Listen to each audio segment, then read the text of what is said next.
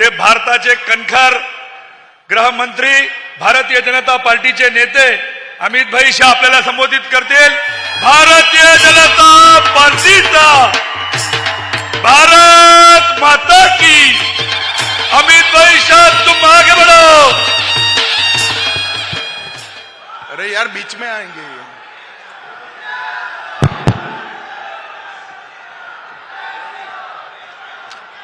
ये मीडिया वाले सेट कर कर बैठ जाइए जरा प्लीज।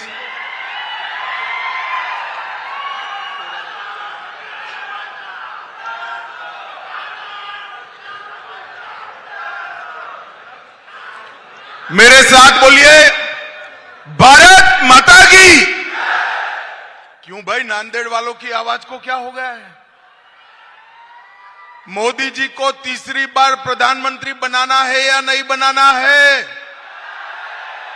400 पार करनी है या नहीं करनी है? तो ऐसी आवाज नहीं चलेगी। मेरे साथ दोनों हाथ उठाइए, सभी लोग अंत तक दोनों हाथ उठाएं। प्रचंड विजय के संकल्प का मुट्ठी भींचिए और प्रचंड आवाज से बोलिए भारत माता की। भारत माता की। जय श्री राम। जय जय श्री राम। मेरा साथ शिवाजी महाराज का जयकारा लगाइए। जय जय जय जय जय शिवाजी। जय जय जय जय जय भवानी। मंच पर उपस्थित महाराष्ट्र के उप मुख्यमंत्री और भारतीय जनता पार्टी के पार्लियामेंट्री बोर्ड के मेंबर श्रीमान देवेंद्र फडणवीस जी, भारत सरकार के मंत्री श्रीमान भागवत करार जी, श्री गिरीश महाजन जी, श्री अशोक राव चौहान जी, श्री अजीत गोपछड़े जी, श्री संजय भाऊ कोडगे जी, सुश्री सूर्यकांताई पाटिल जी, श्री भास्कर राव पाटिल जी, डॉक्टर माधवराव जी, श्री राम पाटिल जी, श्री भीमराव केराम जी, श्री तुषार राठौड़ जी, श्री राजेश परार जी, और आज जिनको जिताने के लिए मैं दिल्ली से नांदेड़ आया हूं, ऐसे हमारे लोकप्रिय सांसद, आगे आओ प्रताप राव पाटिल जी के लिए जोर से ताली बजाइए सभी लोग। और आज की सभा में इतने विपरीत माहौल में बारिश होने की तैयारी होने के बावजूद इतनी बड़ी, ऐसे हमारे लोकप्रिय सांसद, आगे आओ प्रताप राव पाटिल जी के लिए जोर से ताली बजाइए सभी लोग।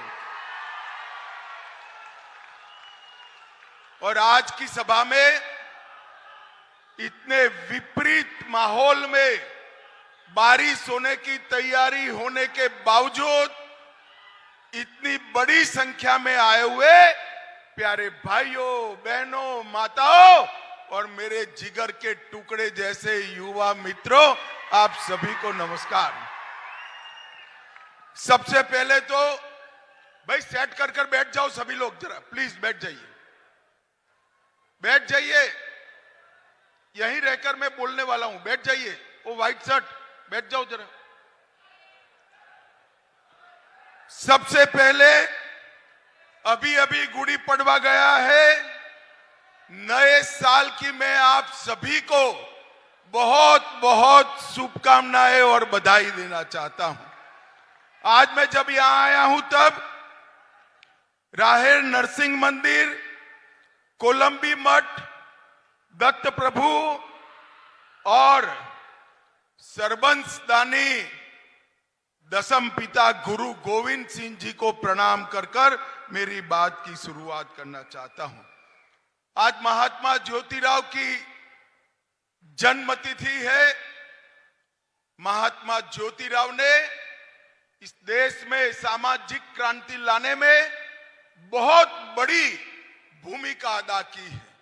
आज इस अवसर पर दोनों ज्योतिराव और सावित्रीबाई दोनों को प्रणाम कर कर मेरे बात की शुरुआत करना चाहता हूं। भाई और बहनों, थोड़ा मौसम बिगड़ गया है।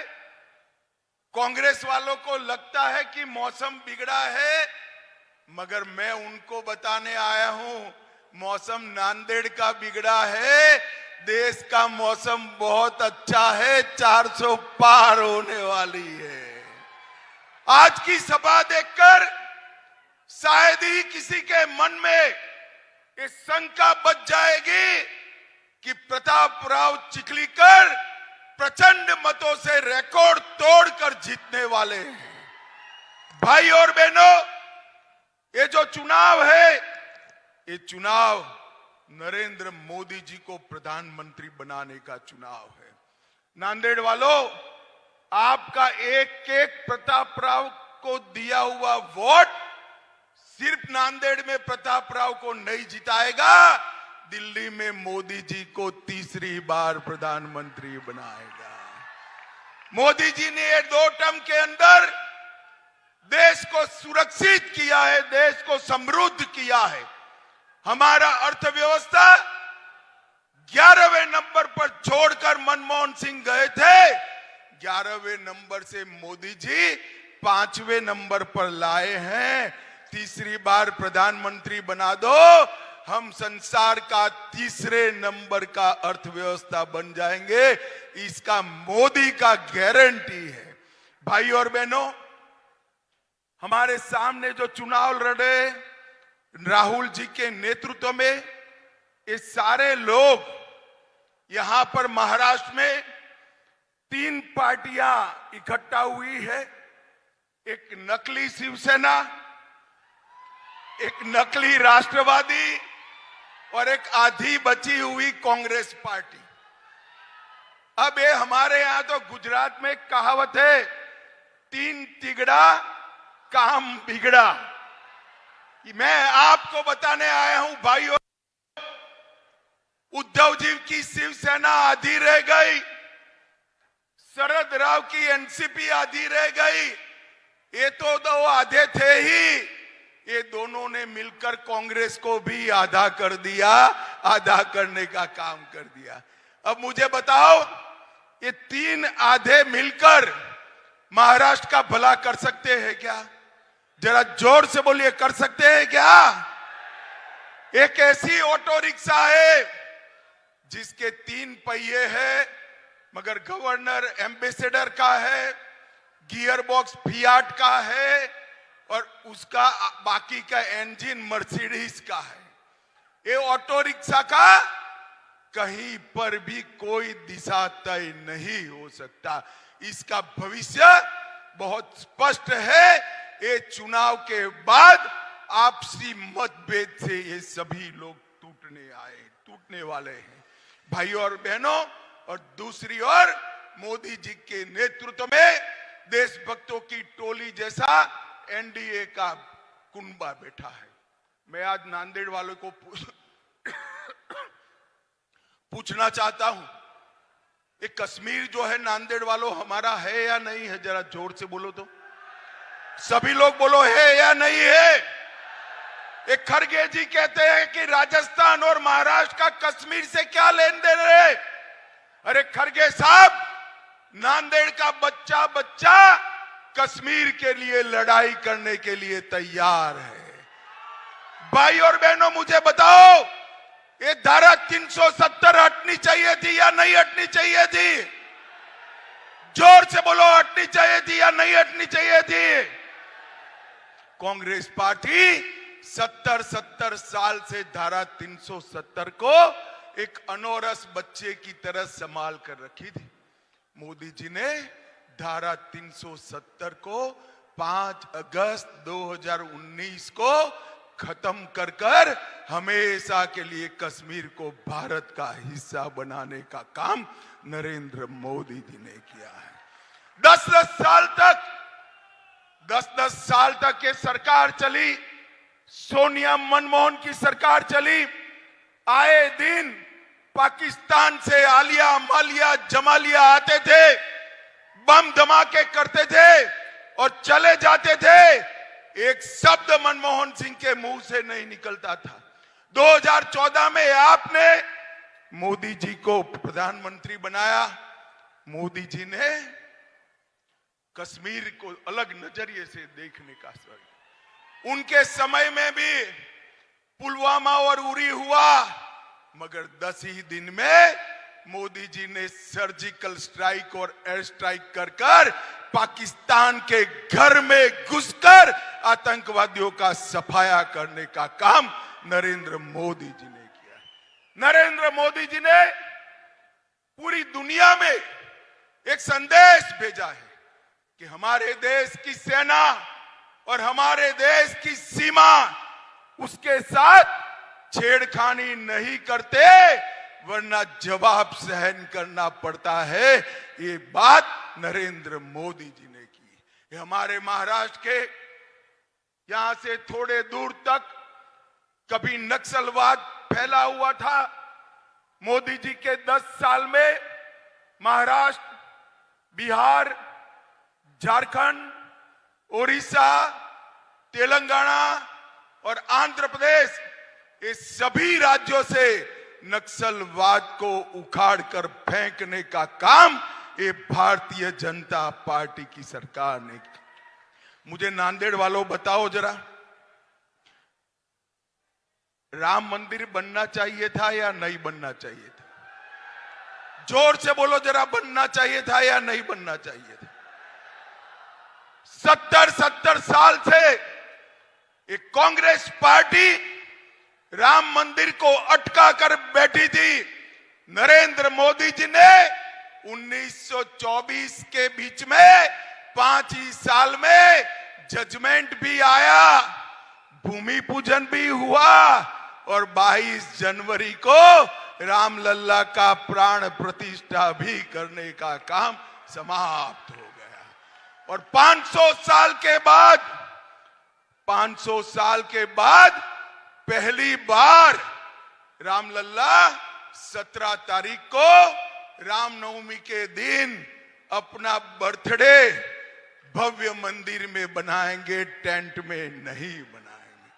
और कांग्रेस पार्टी, आपने तो बनाया नहीं, ये तो मैं समझ सकता हूं, आपको अपनी वोट बैंक का डर है, परंतु जब आपको निमंत्रण मिला रामलल्ला के प्राण प्रतिष्ठा का, आप वहां पर भी नहीं गए और जो लोग जाना चाहते थे उनको कांग्रेस पार्टी से निकालने का काम एक कांग्रेस पार्टी ने किया है।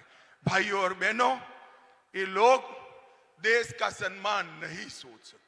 मोदी जी ने काशी विश्वनाथ कॉरिडोर बनाया, करतारपुर कॉरिडोर बनाया, सोमनाथ का मंदिर सोने का बन रहा है, वहां का मंदिर भी पुनर्स्थापित किया। 450 साल के बाद हमारे सभी मान बिंदुओं की सुरक्षा करने का काम नरेंद्र मोदी जी ने किया है। भाइयों और बहनों, आज मैं यहां आया हूं तब शरद राव जी को पूछना चाहता हूं कि शरद राव जी, एक बात बताइए, 10 साल तक सोनिया मनमोहन सरकार के आप कर्ता धर्ता थे, 10 साल तक आपने महाराष्ट्र को क्या दिया? नांदेड़ वालों, हिसाब मांगना चाहिए या नहीं मांगना चाहिए? जरा जोर से बोलो, मांगना चाहिए नहीं मांगना चाहिए? उनको देना चाहिए या नहीं देना चाहिए? वो नहीं देंगे, मगर मैं आज देकर जाता हूं। 10 साल में उन्होंने महाराष्ट्र को 1,91,000 करोड़ रुपया दिया था और 1,91,000 करोड़ के सामने नरेंद्र मोदी जी के 10 साल में 7,15,000 करोड़ रुपया महाराष्ट्र को देने का काम नरेंद्र मोदी जी ने किया है। इसके अलावे इंफ्रास्ट्रक्चर के विकास के लिए 3,90,000 करोड़ अलग से दिया, 75,000 करोड़ रुपया नेशनल हाईवे के लिए, 2,10,000 करोड़ रुपया रेलवे के लिए, 4,000 करोड़ रुपया एयरपोर्ट के लिए, और 1 लाख करोड़ रुपया स्पेशल इंफ्रास्ट्रक्चर प्रोजेक्ट के लिए देने का काम नरेंद्र मोदी जी ने किया।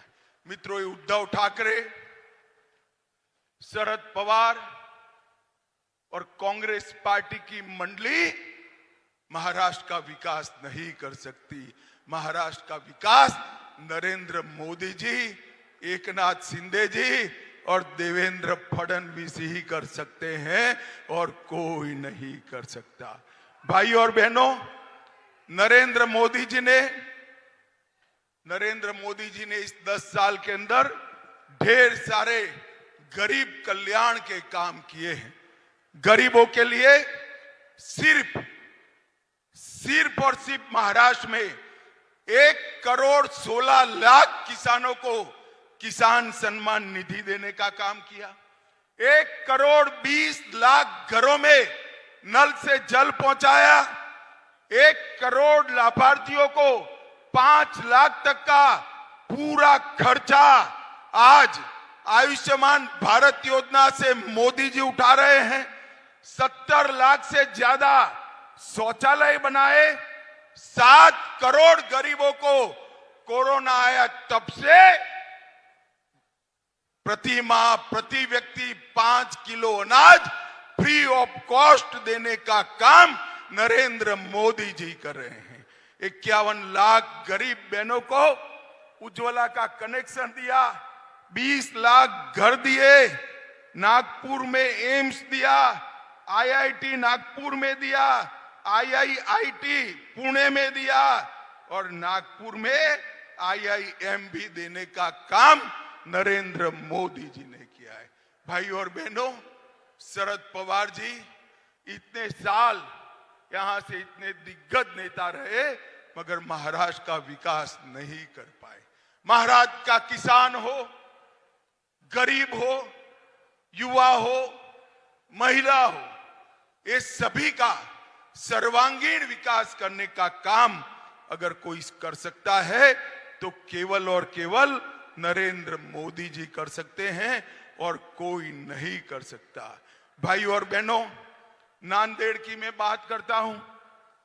300 किलोमीटर लंबा राजमार्ग नांदेड़ जिला में बना। नांदेड़ हवाई अड्डे को फिर से चालू किया। मुंबई नागपुर बाला साहब ठाकरे महाराष्ट्र समृद्धि एक्सप्रेस के साथ जालना नांदेड़ एक्सप्रेसवे बनाकर जोड़ने की मंजूरी दी। 86,000 करोड़ की लागत से नागपुर गोवा शक्तिपीठ एक्सप्रेस बनाया। 12,000 करोड़ की लागत से कृष्णा मराठवाड़ा सिंचाई योजना को अप्रूव किया और 2300 करोड़ की लागत से बाढ़ प्रबंधन का काम भी नरेंद्र मोदी सरकार ने किया। और जोर से ताली लगाना, औरंगाबाद का नाम संभाजी नगर करने का काम भी भारतीय जनता पार्टी ने किया। उस्मानाबाद का नाम धाराशिव करने का काम भारतीय जनता पार्टी ने किया। और स्थिति देखिए, बाला साहब मांग करते थे कि इसका नाम संभाजी नगर हो। शरद पवार जी विरोध करते थे। आज भाजपा सरकार ने, शिवसेना सरकार ने संभाजी नगर नाम किया मगर उद्धव ठाकरे के मुंह पर हंसी नहीं दिखाई पड़ती है। भाई, हंसी नहीं दिखाई पड़ती। भाई और बहनों, अंत में यही कहने आया हूं मैं, ये चुनाव जो है 2047 में देश को पूर्ण विकसित देश बनाने का चुनाव है। मोदी जी को तीसरी बार प्रधानमंत्री बनाने का मत है। मजबूत भारत की नींव डालने का काम, एक ऐसा भारत जिसके सामने कोई नजर उठाकर देख न पाए, एक ऐसा भारत जो भारत सर्व दिशा में, सर्व क्षेत्र में, समग्र विश्व में 1 नंबर हो, इस ऐसा भारत बनाने का ये चुनाव है। और हमने प्रताप राव चिखलीकर को आपके सामने प्रत्याशी बनाकर उठाया है। मैं निवेदन करने आया हूं नांदेड़ की जनता को, हमारे भाई प्रताप राव जी को बड़े बहुमत से, प्रचंड बहुमत से जिताएं। मुझे बताओ जोर से, सभी लोग अंत तक बताएं, प्रताप राव जी को जिताएंगे क्या? जोर से बोलो, जिताएंगे? कमल के निशान पर बटन दबाएंगे? मोदी जी को तीसरी बार प्रधानमंत्री बनाएंगे? 400 पार कराएंगे? मजबूत और सशक्त भारत बनाएंगे?